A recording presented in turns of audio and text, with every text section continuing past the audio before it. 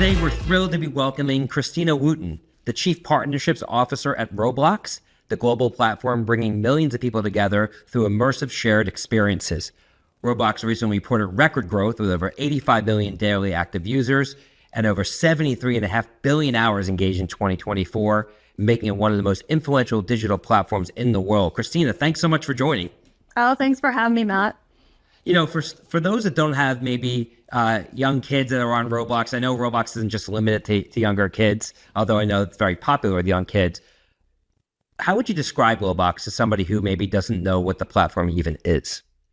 Yeah, so Roblox is a gaming and creation platform. And like you said, it's not just for kids. We now have 61% are over 13. So it's growing, globally. It's growing in our cohorts and demographics.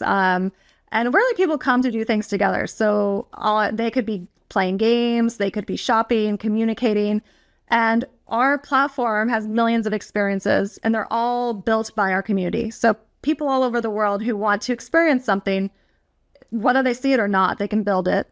And it's really fun because then they can upload it to the platform and they can share it with people from all over the world. So you could do anything. It could be like racing cars. You can be going in, you can be dressing up and walking the runway. You could be meditating in an experience for wellness. So there's so many things you could do together, but just think about doing things together when you can't in the physical world. Yeah. I mean, for a while, there was so much talk about the metaverse. And, obviously Facebook renamed their entire company Meta after it. And I was never able to even log on to the metaverse. I'm a software CEO and I couldn't figure it out. So I knew whatever was being called the metaverse at that point probably wasn't going to take off. I couldn't see my mom getting on it anytime soon, right? But it sounds like how you're describing Roblox is kind of the metaverse, is it not? Yeah, so I always think of the metaverse as, doing things together when you can't physically. It could be connecting, communicating.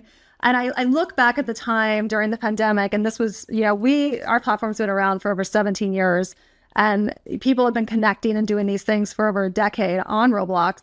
But during that time, it was especially important for people to find ways to communicate and find ways to be together. And we heard so many times, parents and grandparents reach out and say, thank you for having this platform. When my kids were, struggling at home and they couldn't be with their friends, they found ways to connect with each other. We found ways to connect with each other. I have 3 boys on the platform, and it's funny when I travel sometimes, I'll be at the airport and I'll log on to Roblox and I'll meet them in a certain game. And it's so cute. They get so excited and they write to me on their signs and things like that. So it's really just a way for people to come together and do things. And I mean, it's been around for 17 years. Obviously, when it launched, the kind of technological landscape looked nothing like it does today. What are some of the ways that you think Roblox is going to be able to take advantage of this new AI era to continue to evolve its offering? Because obviously, in a lot of ways, the barrier to entry in technology has been lowered. What used to take tens of millions of dollars of venture capital investment, a lot of people can build on their own now. So obviously it puts the pressure on technological companies to continue to push the envelope forward. Yeah, so when you think about Roblox, it's about democratization of creation. And so when you think about, we have a goal to hit 10% of the gaming market. And the way we're going to do that is by advancing our technology and our tools so people can create quicker, they can create better. We have people all over the world who are creating, and sometimes, today it could take months, it could take maybe a year to create a game, or you can create something in 4 weeks. So with AI and the advancement of technology, we're hoping that it'll allow them to create faster. It'll allow more people to be able to create, so lowering that barrier to entry. And then we're going to see more and more amazing content, which people will share. And it's a flywheel. The more they create, the more people come to our platform and experience this together. Yeah, and I also think that strategy has a lot of tailwinds that comes along with it, because we're already starting to see on platforms like TikTok and Instagram, people building these kind of virtual influencers, who are virtual creators who are going on platforms that aren't people. And a lot of times, obviously, there's great creativity behind it, but that's becoming mainstream now. And it used to be some far off concept, and now you're seeing more and more of it. I would imagine that sort of muscle memory of consumers doing that in social carries over very nicely to what they would do on your platform, and vice versa. Yeah, I think so. And I think the future is UGC. It's like you're seeing on all these platforms like Roblox and TikTok. It's content created by creators and anyone really. And we think about on Roblox, you might have an NPC that's, enabled by AI that could take you through different experiences, whether it's education and learning experiences. NPC being non-player character. Yes. Yeah. Or Roblox is about having an avatar, and you customize that avatar and you dress up that avatar in virtual items. So what if there's, an AI stylist who's helping you find different items for your avatar and then navigating you through experiences. So it's really, really fun to see. Yeah. I mean, obviously the word you kept mentioning over and over as you're talking is creator. And obviously the creator economy is such a big term, and a lot of brands are now pouring tens of millions of dollars into it. And it makes sense because Gen Z is quickly becoming the core household buyer. And one of the distinguishing factors of Gen Z is they were the first generation to grow up with the iPhone in the household. And that's where they go first for everything, especially content. And when they're consuming content on their mobile device, it's usually not from major television networks, but it's from other people, from other creators. So the notion of, really tapping into creators, leveraging them as sort of the content that drives your game makes a lot of sense in terms of where things are and where they continue to grow moving forward. Yeah, it's so unbelievable. We release these tools on the platform and we're constantly amazed by what our creators create. Or we couldn't almost create what they do. We can't foresee that sometimes. And they'll launch something that's absolutely amazing. And it's something that they're digital natives. A lot of, Gen Z grew up, like you're saying, with, phones, and they grew up online. And so it comes very naturally to them, and they know how to experience it authentically. And they'll create something quickly and they'll share it. And I think that that's something that a lot of marketers are seeing too, is that, going along on that journey with creators and allowing them to either create with you or for you. And really that helps you to elevate your brand and stay relevant. Yeah. It's also such an evolution of where the video game industry is going and the gaming industry, because for a while it was just better graphics, more immersive experiences. And now when you see platforms like Roblox and Fortnite and others, it's not necessarily about the best graphics. It's about community. And in terms of what's more important to the consumer, it almost got to a point where a lot of video games were almost too realistic. And it wasn't the escape that maybe they once were. And now it's kind of come full circle again, where the graphics are kind of less important. Would you agree with that? I do agree. And I think it's just around community. It's around something fun. Something that you love to do with like-minded people. And sometimes it could be like on Roblox, sometimes it's a classic Roblox blocky character. And then sometimes you're in experiences where it does feel more high quality, realistic.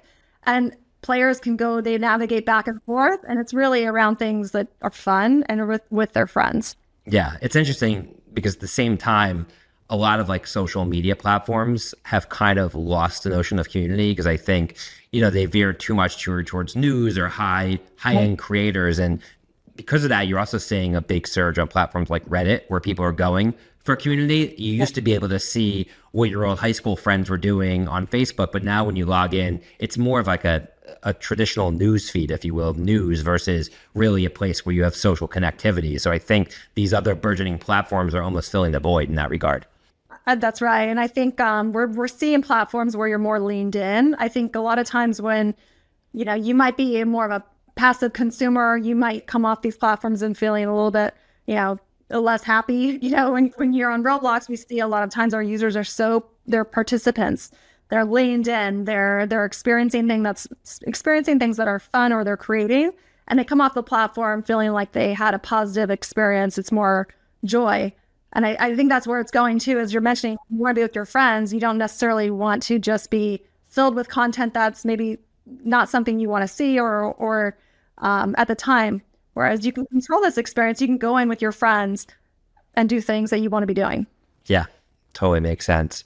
I'm just curious to hear your thoughts in terms of, you mentioned earlier that the population of Roblox has evolved over time. Okay. Obviously, when it launched, it was known for being for younger kids. And I'm aware, just doing the research for today's talk, that you have a much wider audience, many demographics. What do you think has driven that? And what are some of the use cases for maybe older consumers on the platform? Yes. So I started the company officially 11 years ago. And so when I started, it was a lot younger. And we have seen, through the content, through the tools and technology, more creators come onto the platform. And really they're building for each other. And so the more content that we've had for, different genres and people all over the world, the more our audience has expanded. And that has caused us to have, it's more global. It's not just kids, but we have a lot of over 13, a lot of over 18-year-olds on the platform finding things they love to do. We've seen content like Dress to Impress come out, that really is resonating with people of all ages all over the world. And parents are coming on. They're either playing with their families, or they're finding content like puzzle games and things like that they actually really love to do on their own. So we're really seeing it just expand not only in creators, but also our audience as well. Yeah, very cool. So of course you're in a really interesting role because you get to take this massive platform with over 85 million daily active users and offer it to brands to drive their business, as your role as chief partnerships officer. And I was really surprised to see that it's over $1 billion in revenue that you're driving from your group. Not surprised because it's not a great brand or great platform, but it is something that's so new and unique and takes a lot of thinking, I would imagine, for brands to activate. What do you think has driven the success of your group besides your immense talents at driving growth and revenue for the partnerships unit? Yeah, so I oversee a business group at the company that really works on diversifying revenue streams. So we have this core business that we've had for over 17 years, really driven by creators, and it's driven by the virtual economy. So you can sell, game passes and virtual goods for your avatar and the experiences. And my group really works with external partners and that could be brands and advertisers. We also work with our console and platform partners and app stores, prepaid gift cards and licensing, and our education team as well. And it's bringing on another, part of our community. So our community consists of creators, but also, our external partners as well. And they're finding ways to build not just community on the platform, but build their own digital line of business. So when we think about, all the brands who have been on Roblox, really, they started out seeing it as a marketing tool. And how do they build that community? How do they get this engaged consumer and audience to know about their products or their movies? And then they started to see something really amazing as people were wearing their virtual, t-shirts and their hats and things like that, and going around a platform with, 85 million people a day and talking about it and seeing their brand. And they thought, what if I actually could sell virtual goods and physical goods too, now that we're, testing commerce? And they're transitioning to have it still be marketing, but also how do they build this brand business on the platform? So we're seeing more and more brands really think about what is the future of how they build business on Roblox. So obviously, despite how exciting it is, it's not as easy as just throwing up a billboard, right? You really have to think about the technical aspects and what you want to bring in. What's the process like when you bring an advertiser on for the first time to the platform, and how much work do they need to do to effectively activate? Yeah, so we have the brands who want to build virtual items so they can work with our creators, our UGC creators. So we tap into this and connect them. We hear what are you trying to create? What are your goals? And then we connect them with our community. Sometimes they're connecting on their own too, which is really great.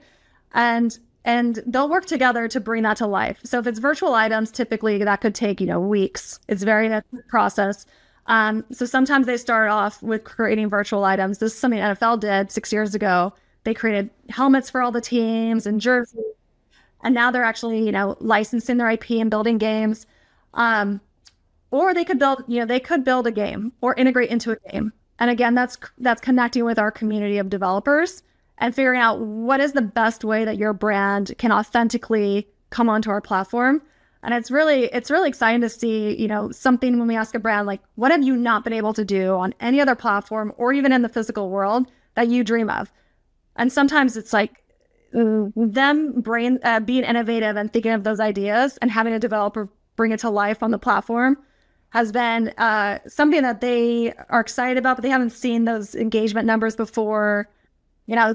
Typically our audience spends 10 minutes or more with a brand on the platform. But they're moving into how do we come on? Is it through virtual items? Is it through building a game? Is it through building a shop that integrates into a top game? So it really depends on what their goals are. And it's very much kind of a new and unique category. What are some of the challenges you've had in going to market with something where you're not in the established category where you're selling something amongst 10 other competitors, because that obviously has benefits and obviously it creates challenges because you have to differentiate. Roblox is kind of a one-of-one, but that also means that you have to do a lot of storytelling to get them to buy in, I would imagine, for brands that are jumping on for the first time. Yes. So there are things like we're launching 2D rewarded video.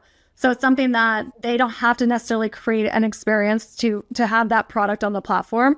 And they know how to measure that. That's something that they measure on other platforms as well. And when it comes to the engagement that they're seeing and the games, it is helping them to educate. It's helping to educate them on what our platform really is, how to think about it, how to view these metrics. And when you see this, sometimes the metric could be attention. How much time is that user spending with your brand? And like, what impact did that have on physical world sales lift? Or if they're selling virtual goods, they see the sales numbers.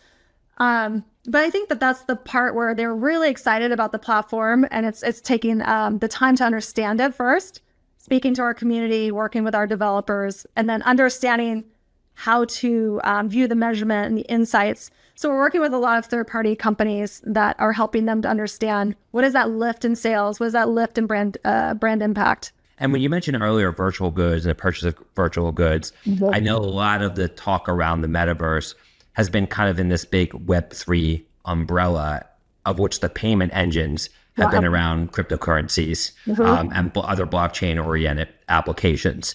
Is that a part of the current user experience on Roblox? And is it going to be something that you think is going to take a bigger presence in Roblox in the future? So right now we have limiteds, which are similar to, when you think about a brand could launch 100 items and there's scarcity. So they could either launch, yes. And so it's almost, they could do it, they could choose to do it as unlimited, or they could choose to have it be a certain quantity. Digital collectible. Yes, but it all is contained in Roblox. So we have our virtual currency, which is Robux, and that is how it's sold. But limiteds can be something where, as the creator of that item, I could decide I want to be limited and resold, and then they will get revenue on each sale. So it's something that's, a big part of our economy and will continue to grow. And so when a brand activates, I'm just trying to think, like, you have so much data on these 85 million people. Obviously, you know what their interests are. So does targeting look like you're in a place in the game where you know that like almost like real estate where people are coming by, or are you bringing these branded experiences directly to people when they log in? So they could integrate into a top experience where you're right, like we say Spawn. I've never logged into Roblox. I need to. You need to. I need to. I'm gonna send my son was super into Fortnite, but he never played Roblox in front of me, and I really need to check it out. I will send you some experiences to jump into. Because yes, you could. So for instance, if I was a fashion brand or a retail brand, I might be in, Dress to Impress or Brookhaven or something where there's a lot of people coming in and they want to, update their avatar. And so you could have it be, that could be a choice, or, you create your own experience and through user acquisition. So we have, traffic driving ads on the platform that would drive into their experiences. So they can really work on that strategy of like, I want to build this and this is how I'm going to get users into my experience, and we'll work together with them on that. Yeah, it makes sense. We've seen a big kind of push lately in terms of more immersive experiences in terms of how consumers consume content. So like the Sphere in Vegas, there's Cosm, which is a kind of, and then you have obviously the Apple Vision Pro, which, didn't do great the first time out, but I think over time they'll probably crack it. And of course, Meta, Facebook's doing a lot in that realm as well. Where do you see virtual reality and mixed reality coming into play in the future in terms of how consumers interact with your properties? Yeah, so I went to the Sphere, I saw the Eagles in concert, and it actually reminded me a lot of Roblox because you're immersed in the experience. And I think through, we did a watch party with Netflix for Stranger Things a couple years back where you're watching the 2D video and you're in this 3D immersive environment. And as the Demogorgons pop up on the screen, that actually, impacts your environment, and they're taking you through the environment as well. And then we see, with the digital and physical, sometimes we can, for instance, Elton John had an experience on the platform where he had a concert, he had an exhibition with all of his great fashion, and then he had his concert at Dodger Stadium. And on the screen, you could actually see people experiencing his virtual environment. So it was really cool tie-in between the digital and physical. And I think we'll see that more, where we could have a concert where maybe they're performing and then they do a virtual meet and greet with their fans so that they can meet people all over the world that maybe weren't able to meet them in the, at the concert. So I think we're going to see more and more of this digital physical tie-in between Roblox and the physical world. I'm sure. I mean, as I talk to you now on a Zoom-like interface, it's hard to believe, but 7, 8 years ago, this would have been a unique way to communicate. And now it's sort of the common place where people in business and personally, they're on Zoom or FaceTime or you name it all the time. And these two worlds are almost converging in terms of how me and you are interacting in a realm like this, like again, a Zoom-like interface, and how people are interacting in a completely virtual world, like what you're talking about on Roblox. And then, of course, you have these immersive experiences like Sphere, and seeing it all come together, amidst the landscape of AI where people can create their own experiences. It's just going to be fascinating to see how people build community and create experiences with one another 5, 10 years from now. Oh, it's going to be so fun. And I think the more we see the value of it, the more it'll happen and the quicker it'll happen. For instance, if you can't travel to see somebody, but you want to do something together, this is the space you can do it where you're actually experiencing something together. It's not like you're on the screen and you're reading something or you're watching something alone, but you're hopping into an environment and experiencing that together. And people feel that connection, even though, sometimes it sounds strange, but they feel like they were actually together. And that is something I think that is so valuable, to have that connection when you can't physically be together. 100%. Okay. If I run into you at CES next year, it's going to be completely different after having this Zoom-based conversation than if we just had a phone call. Right. And so I think, it's not going to be the same as if we, got dinner together, but it's going to be, we kind of know each other well enough. And I think I could see how that would sort of manifest into a virtual environment as well. Yes. Awesome. So I wanted to talk a little bit about, as we wrap up here, you and your role. Obviously, it's such a unique position and Roblox is such a unique company. How do you spend your time in a way that enables you to A, keep your finger on the pulse of like where all this headed, B, obviously storytell around what Roblox is doing, and obviously I'm sure you have to manage a team and do the day in and day out of business as well. Just curious to hear the pie chart of a normal week for you. Yeah, we have our teams that are growing, growing the business with our external partners. So there's a lot of time spent on what are the opportunities to help these partners with their businesses.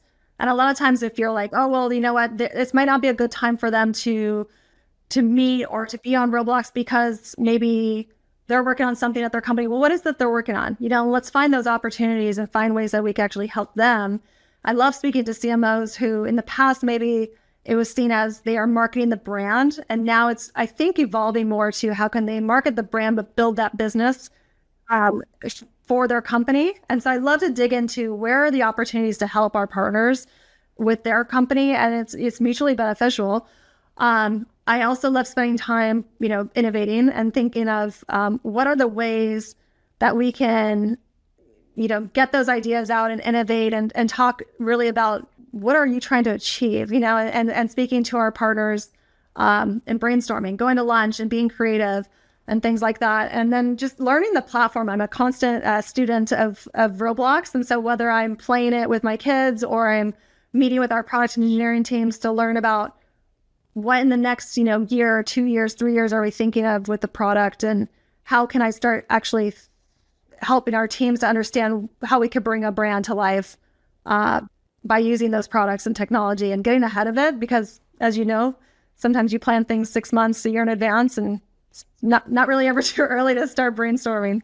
100%. And are there newer things that you're hearing from brands this year in 2025 in terms of new areas of interest or areas of exploration that you're leaning more into? It's really this brand business. So I would say, especially, in recent events with the tariffs and everything like that, is like, how do we actually build a digital business? Like that is so valuable to a brand to think about, not just the physical, but the digital, and using feedback and insights from the digital products to inform what you're going to produce in the physical world.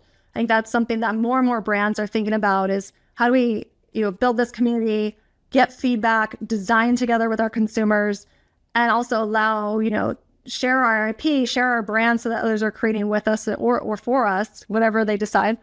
So that's something that I think that's, we've been having that conversation for a long time with partners, but it's starting to be something that's becoming a common goal for all.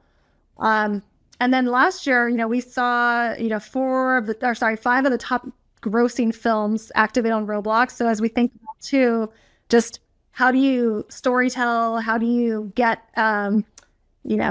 pieces of a movie in front of an audience before the trailers come out, before the movie comes out, and build that fandom? The fandom is something that's really exciting for us too. Is how do you connect, sports leagues with fans? How do you connect, a movie and the content there, or music artists with their fans all over the world? So it's something, especially with such a 8-10 minute engagement that you can get with brands. It's really a great place for passion points. I imagine it might be a little harder with toothpaste or deodorant, but I think, your ability to unlock that deep engagement, like you said, fandom, I would imagine would be a huge opportunity for any company in the entertainment, sports space, etc. That's right. Yeah. And when you can create that fandom and have someone, almost talk about your brand or talk about your product or market it with you, it's like, that is the power of UGC. And that's something that is continuing, we're continuing to talk about with our partners. Yeah. And what are you doing to keep your finger on the pulse of just all the changes that are happening? Obviously, you're in a role where you need to be on the cutting edge of where things are headed. So what are some of the things that you do to make sure that you do so? I would say just continuously talking to people and what are you working on? What are some of the challenges, whether it's people at the company, whether it's people, our partners and businesses, just having that conversation and being curious, I think is something, and obviously reading, what's going on in the industry. But I like to have those real conversations because there's always something that's, sparks a deeper conversation from there that you can't, maybe you don't get from just reading an article. So keeping that real conversation going. Absolutely. Well, it's been a great chat. And I find your business fascinating, and I'm going to definitely take you up on the offer of having you help me enter the Roblox world. But before that, we always wrap up our podcast by asking our guests if there's a saying or mantra that has helped kind of guide their professional journey. I was just wondering what might come to mind for you. Yeah, well, something simple, I think, is my mantra in life is work hard and be nice to people. I think that's something that's so easy that we could always do. But when it comes to, kind of your professional career, I would say it's be comfortable with the uncomfortable. As you're progressing your career or working in different industries, you're going to be in rooms where sometimes, you may not be comfortable. You may not know everything that everyone's talking about, and it's okay, and to be a student, to be curious, and your unique perspective that you bring to the room is something that is of value. So, figure out, listen, learn, and then figure out how you can bring that unique perspective. I feel like that will help you with really anything in life, but especially in the professional industry.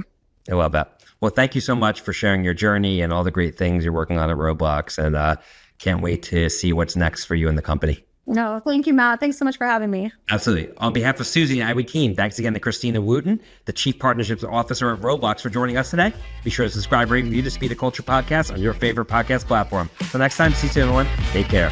The Speed of Culture is brought to you by Suzy as part of the Adweek Podcast Network and Acast Creator Network. You can listen and subscribe to all Adweek's podcasts by visiting adweek.com/podcasts. To find out more about Suzy, head to Suzy.com. And make sure to search for The Speed of Culture in Apple Podcasts, Spotify, or anywhere else podcasts are found. Click follow so you don't miss out on any future episodes. On behalf of the team here at Suzy, thanks for listening.